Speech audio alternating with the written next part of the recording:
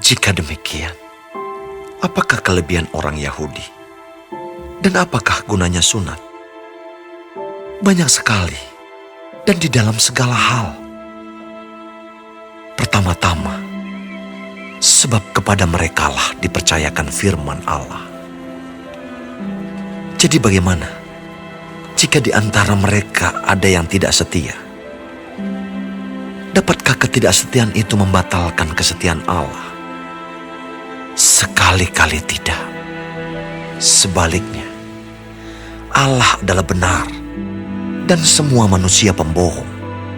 Seperti ada tertulis, supaya engkau ternyata benar dalam segala firman-Mu dan menang jika engkau dihakimi. Tetapi jika ketidakbenaran kita menunjukkan kebenaran Allah, apakah yang akan kita katakan? Tidak adilkah Allah? Aku berkata sebagai manusia, jika Ia menampakkan murkanya. Sekali-kali tidak. Andai kata demikian, bagaimanakah Allah dapat menghakimi dunia? Tetapi jika kebenaran Allah oleh dustaku semakin melimpah bagi kemuliaannya, mengapa aku masih dihakimi lagi sebagai orang berdosa? Bukankah tidak benar fitnahan orang yang mengatakan bahwa kita berkata, marilah kita berbuat yang jahat, supaya yang baik timbul daripadanya. Orang semacam itu sudah selayaknya mendapat hukuman. Jadi bagaimana? Adakah kita mempunyai kelebihan daripada orang lain? Sama sekali tidak. Sebab di atas telah kita tuduh baik orang Yahudi maupun orang Yunani, bahwa mereka semua ada di bawah kuasa dosa.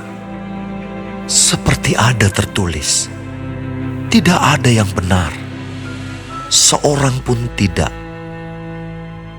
Tidak ada seorang pun yang berakal budi. Tidak ada seorang pun yang mencari Allah. Semua orang telah menyeleweng. Mereka semua tidak berguna. Tidak ada yang berbuat baik.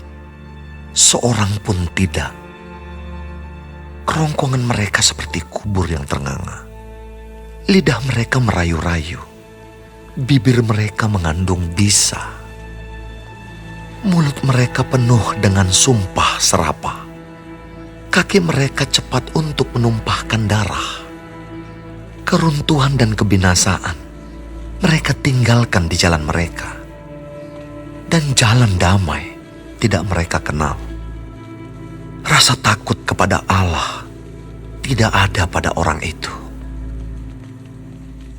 Tetapi kita tahu bahwa segala sesuatu yang tercantum dalam kitab Taurat ditujukan kepada mereka yang hidup di bawah hukum Taurat, supaya tersumbat setiap mulut dan seluruh dunia jatuh ke bawah hukuman Allah. Sebab tidak seorang pun yang dapat dibenarkan di hadapan Allah oleh karena melakukan hukum Taurat. Karena justru oleh hukum Taurat, orang mengenal dosa. Tetapi sekarang, tanpa hukum Taurat, kebenaran Allah telah dinyatakan. Seperti yang disaksikan dalam kitab Taurat dan kitab-kitab para nabi, yaitu kebenaran Allah karena iman dalam Yesus Kristus bagi semua orang yang percaya, sebab tidak ada perbedaan.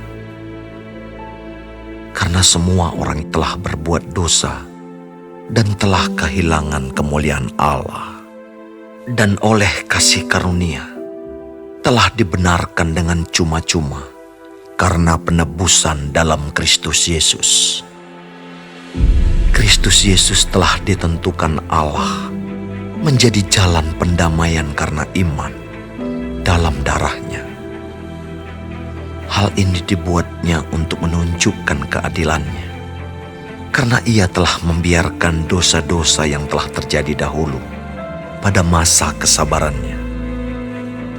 Maksudnya ialah untuk menunjukkan keadilannya pada masa ini, supaya nyata bahwa Ia benar dan juga membenarkan orang yang percaya kepada Yesus.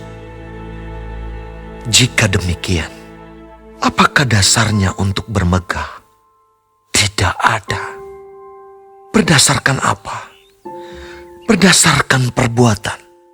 Tidak, melainkan berdasarkan iman. Karena kami yakin bahwa manusia dibenarkan karena iman dan bukan karena ia melakukan hukum Taurat. Atau adakah Allah hanya Allah orang Yahudi saja?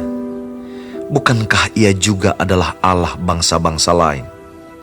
Ya, benar, Ia juga adalah Allah bangsa-bangsa lain. Artinya, kalau ada satu Allah yang akan membenarkan baik orang-orang bersunat karena iman, maupun orang-orang tak bersunat juga karena iman. Jika demikian, adakah kami membatalkan hukum Taurat karena iman? Sama sekali tidak.